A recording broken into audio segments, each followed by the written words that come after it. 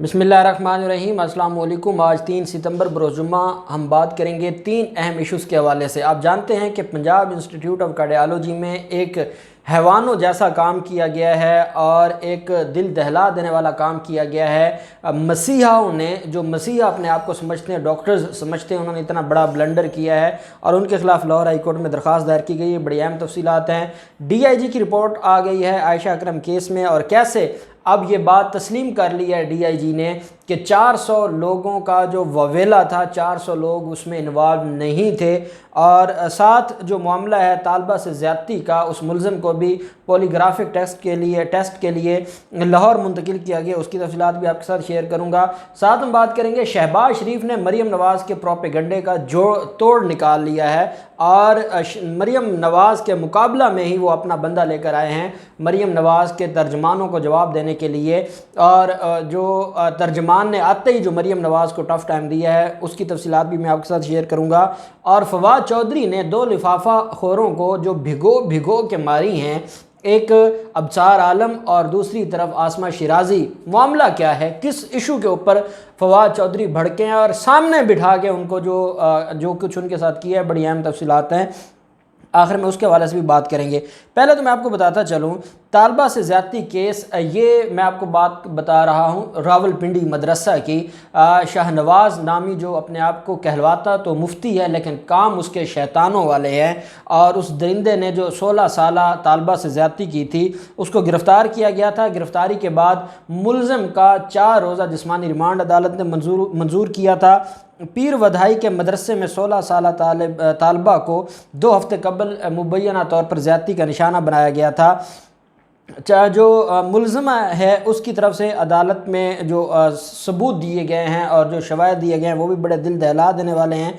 अब मुतासरा तालबा और मुलज़िम मुफ्ती शाहनवाज़ को पॉलीग्राफ टेस्ट के लिए लाहौर मुंतकिल किया गया है। और जो ये अदालत है, अदालत में ये कहा गया था इस केस में कि मुलज़िम की तफ्तीश मुकम्मल की जाए। तफ्तीश को मुकम्मल करने के लिए पॉलीग्राफ टेस्ट के लिए लाहौर लाया गया है। जो विक्टिम है उसको भी और उस दरिंदे को भी लाया गया है। और मैं समझता हूँ कि ये एक अहम टेस्ट है, जो पॉलीग्राफ टेस्ट है। इसके ऊपर इंशाल्लाह किसी दिन मैं आपको जो इसकी टेक्निकल चीज़ें हैं और लीगल जो इसकी हैसियत है हमारे लॉ ऑफ एविडेंस में, उसके ऊपर इंशाल्लाह किसी दिन हम एक्सक्लूसिव बात करेंगे।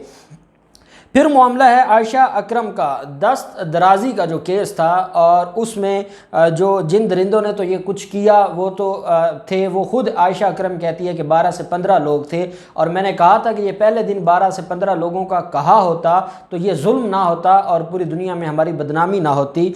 और जब हम भी ये बात सुनते थे कि 400 लोगों ने, क्योंकि यही रिपोर्ट मीडिया की, यही रिपोर्ट हमारे इदारों की थी कि 400 लोगों ने ये सारा कुछ किया है, तो फिर इंसान सोचता ज़रूर है कि क्या हमारे सोसाइटी में, हम भी इसी सोसाइटी में रहते हैं, हमें ऐसे दरिंदे नज़र नहीं आते कि जो इतने दरिंदे हों कि वो किसी खातून के साथ ऐसी ज़्यादती करें। चंद एक लोग हो सकते हैं, चाहे वो कोई प्री प्लान थे, जो भी थे, दरिंदगी तो उन्होंने की, हमारे मुल्क को बदनाम तो किया, वो तो किसी तरह के भी माफ़ी के हकदार नहीं हैं। लेकिन जो आम पब्लिक और अवाम उन्नास को उस वक्त जो इसके ऊपर भी बात हो रही है कि आम आदमियों का ये काम बनता था कि ये उन लोगों को रोकते। लेकिन आपको पता है हमारे यहाँ कोई भी ऐसे मामलात में इसलिए इंटरफेयर नहीं करता कि फिर उनके मामला गले पड़ जाता है, तो हर कोई अपनी जान बचाता है, हर कोई साइड पर हो जाता है। अब इस केस में जो DIG हैं शारिक जमाल, उन्होंने कहा है कि FIR में जो दर्ज तमाम 400 अफराद हैं वो वाक़े में मुलव्वस नहीं हैं। और उन्होंने आज अपनी रिपोर्ट बताते हुए कहा कि इस जिनकी शिनाख्त हो गई है वो वाक़या के बुनियादी किरदार हैं। उन्होंने कहा वाक़या की तफ्तीश अभी चल रही है, मजबूरी तौर पर 105 अफराद को हिरासत में लिया गया, इंशाअल्लाह बाकी अफराद को भी गिरफ़्तार कर लिया जाएगा।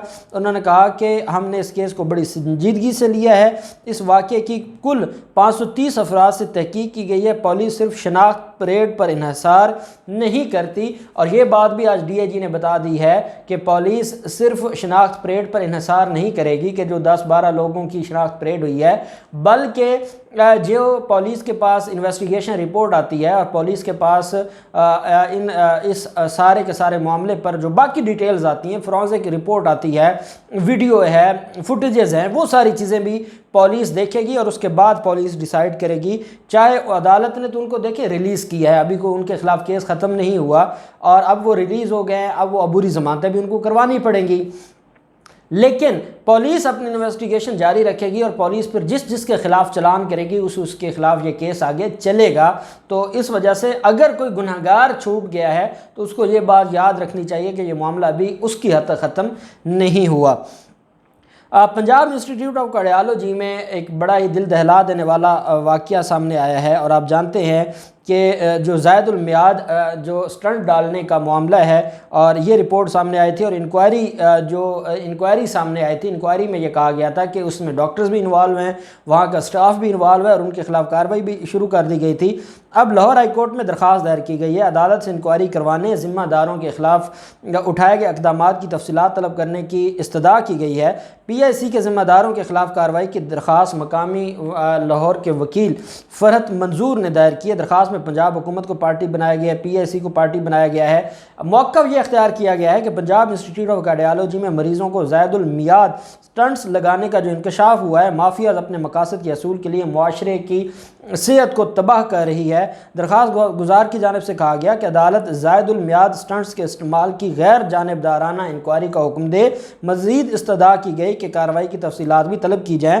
بالکل ٹھیک ہے، اگر تو ایم ایس جو ہیں پنجاب انسٹیٹیوٹ آف کارڈیالوجی، انہوں نے خود ہی انکوائری کروانی ہے اور خود ہی اپنے مرضی کے جو سینئر ڈاکٹرز ہیں ان پر مشتمل انہوں نے ایک انکوائری کمیٹی بنا کے اس معاملے کو دیکھنا ہے، تو یہ تو وہی بات ہوئی ثانیہ ماڈل ٹاؤن میں قتل کرنے والے پولیس والے پنجاب پولیس کے، اور شہباز شریف نے پنجاب پولیس والوں پر مشتمل ایک جے آئی ٹی بنا دی۔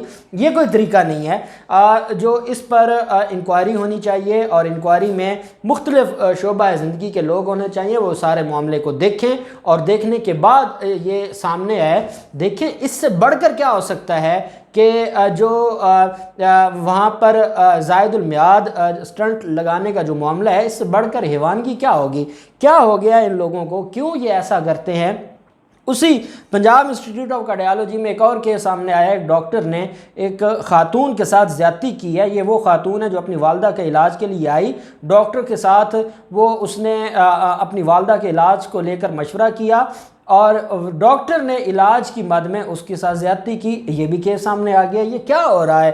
کیوں ہماری سوسائٹی میں یہ سب کچھ ہو رہا ہے؟ خدا کے لیے میں یہ سمجھتا ہوں کہ جو لوگ اس طرح کے کیسز میں ملوث ہیں ان کو تو ایسی سزا دینی چاہیے کہ ان کی نسلیں یاد رکھیں کہ ان کے نسلوں میں پہلے کوئی درندہ گزرا ہے اور اس درندے کی یہ اولاد ہیں، اور ان پر خاص جو ہے وہ ان کے لیے ایک سرٹیفکیٹ بنایا جائے کہ یہ درندہ ہے۔ ایسے لوگوں کو کوئی معافی ہمارے معاشرے میں نہیں ملنی چاہیے۔ شہباز شریف کا جو معاملہ آپ جانتے ہیں، مریم نواز اور شہباز شریف کے معاملے پر جب قومی حکومت کی بات ہوئی تو مریم نواز نے کہا کوئی قومی حکومت نہیں ہے، انہوں نے قومی مفاہمت کی بات کی ہوگی، حالانکہ جو شہباز شریف ہے انہوں نے بڑی کلیئرلی یہ بات کی تھی کہ یہ جو پاکستان کے اس وقت کے مسائل ہیں کوئی ایک جماعت حل نہیں کر سکتی، قومی حکومت بنانی ہوگی۔ اور قومی حکومت، اچھا یہ قومی حکومت وہ ہے جب 2013-14 کے دھرنے ہوئے، ڈاکٹر طاہر القادری نے بھی اس کے اوپر بات کی، قومی حکومت کا مطالبہ کیا، اس کے بعد نون لیگ کی حکومت میں عمران خان کی طرف سے بھی یہ جو ہے وہ سامنے آیا تھا۔ اب یہ شہباز شریف کا مطالبہ ہے، شہباز شریف نے یہ بات کی ہے۔ شہباز شریف کی بات پر جو شاہد خاقان عباسی نے اور مریم نواز نے جو کچھ کیا ہے، اور مریم نواز کے جو ترجمان ہیں محمد زبیر اور مریم اورنگزیب بھی ڈیفینیٹلی وہ جماعت کی ترجمان کم ہے اور مریم نواز کی ترجمان زیادہ ہے۔ اب شہباز شریف نے یہ فیصلہ کیا ہے، ملک احمد خان جو پہلے جب یہ سی ایم پنجاب تھے تب بھی ملک احمد خان ان کے جو اسپوک پرسن تھے، اور اب بھی ان کے ترجمان مقرر کر دیے گئے ہیں شہباز شریف، اور ان کے ذرائع کا یہ کہنا ہے، لیگی ذرائع کا، کہ شہباز شریف نے مریم اورنگزیب، شہباز شریف نے محمد زبیر اور مریم نواز ان کا مقابلہ کرنے کے لیے اور ان کے جو اس وقت ایک چپکلش ہے اس کا جواب، منہ توڑ جواب دینے کے لیے ملک احمد خان کو فیلڈ میں لے کر آئے ہیں۔ اور کیونکہ شہباز شریف خود پیچھے رہتے ہیں اور ہمیشہ لوگوں کو استعمال کرتے ہیں، چاہے وہ ثانیہ ماڈل ٹاؤن کیس ہو، جس 16 جون کی میٹنگ میں وہ فیصلہ ہوا اس میں اس کا سیکرٹری آیا تھا توقیر شاہ خود نہیں آئے تھے اور خود وہ باہر بیٹھ کے سارے معاملات کو دیکھ رہے تھے. اب بھی ملک احمد خان کو وہ لے کر آئے ہیں اور انہوں نے کہا ہے کہ میں سارے کے سارے معاملے پر جو اس شخص کا انتخاب کیا گیا ہے جو شہباز شریف اس کے بیٹوں کے بہت قریب ہے، اور اب وہ اپنے بیانات کی وضاحت دیں گے اور اس سارے معاملے پر جو خاندان کا اعتماد یافتہ شخص ہے اس کو جو میڈیا ٹیم میں لے کر آئے ہیں شہباز شریف کے. اور شہباز شریف کے انہوں نے آتے ہی کہا ہے کہ جن لوگوں کو قومی حکومت کے حوالے سے ابہام ہے وہ میڈیا میں بات کرنے کی بجائے جائیں اور صدر مسلم لیگ نون سے بات کریں، میڈیا میں بات کرنے کی ضرورت نہیں ہے. انہوں نے آج ہی آ کے شٹ اپ کال دے دی ان سارے لوگوں کو. اجلاس ہوا ایک، اور یہ قائمہ کمیٹی انفارمیشن اینڈ ٹیکنالوجی اس کا اجلاس ہوا، اور میں نے آپ کو پچھلے اجلاس کی جس کا چیئرمین جاوید لطیف کی سربراہی میں یہ اجلاس ہوا. مریم اورنگزیب بھی تھی اور اس میں حامد میر، عاصمہ شیرازی، ابصار عالم اس میٹنگ میں بھی گئے تھے، اور میں نے آپ کو بتایا تھا فواد چودھری نہیں آئے تھے، شیخ رشید کو بھی بلایا تھا. کل یہ اجلاس ہوا اور کل کے اجلاس میں فواد چودھری بھی گئے، آئی جی اسلام آباد بھی تھے. فواد چودھری آپ کو پتہ ہے وہ معافی تو دیتے نہیں ہیں اور بات وہ کرتے ہیں، وہ ایک سینئر وکیل بھی ہیں اور وہ صحافت کو بھی جانتے ہیں، وہ بطور اینکر اور اینالسٹ بھی وہ کام کرتے رہے ہیں، وہ بات معافی نہیں دیتے. ابصار عالم نے جب اپنی پوری کہانی سنائی، اپنا دکھ سنایا، کیسے گولی لگی، کیسے 9 سال پہلے حامد میر کی گاڑی میں بم رکھا گیا، کیسے حامد میر کو قتل کرنے کی کوشش کی گئی، جب اس نے رونا دھونا کیا تو اس نے کہا کہ بھائی آپ کیوں اپنے آپ کو صحافی کہتے ہیں؟ فواد چودھری نے کہا آپ صحافی نہیں ہیں، آپ تو نون لیگ کے عہدیدار ہیں، آپ ایک جماعت کے عہدیدار ہیں، تو آپ تو اپنی جماعت کو ہی پروٹیکٹ کریں گے، آپ کون سی صحافت کرتے ہیں؟ کیوں آپ صحافت کے اوپر الزام لگاتے ہیں؟ آپ جیسے لوگ صحافت پر کالا دھبا ہیں.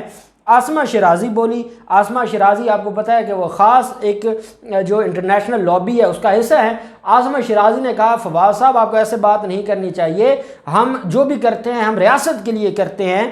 اس پر فواد چودھری نے جواب دیا آپ لوگ صحافت کریں، بیرونی ایجنڈے کی تکمیل نہ کریں، جو آپ لوگوں کا کام ہے اپنے جو پرسکرائبڈ لیمٹس ہیں اس کے اندر رہتے ہوئے اپنا کام کریں، صحافت کریں، بیرونی ایجنڈے کی تکمیل نہ کریں.